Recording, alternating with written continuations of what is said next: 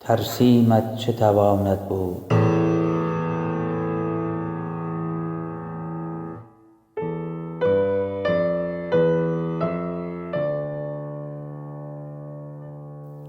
ترسیمت چه تواند بود؟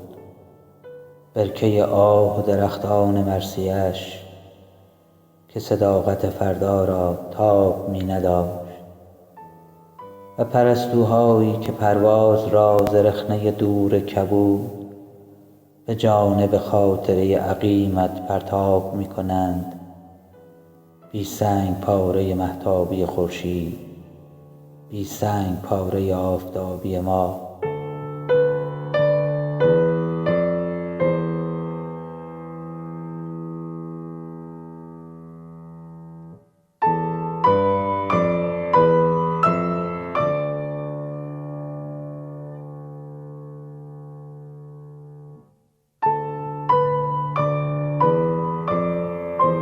نه مدفنت را مجوی، کلنگ باد بیهده بر بام نیست در شب دیجور.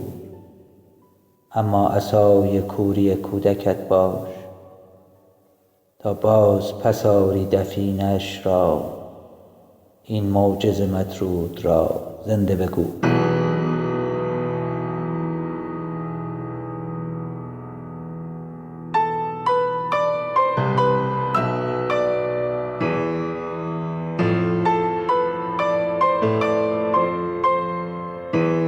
ترسیمت چه تواند بود؟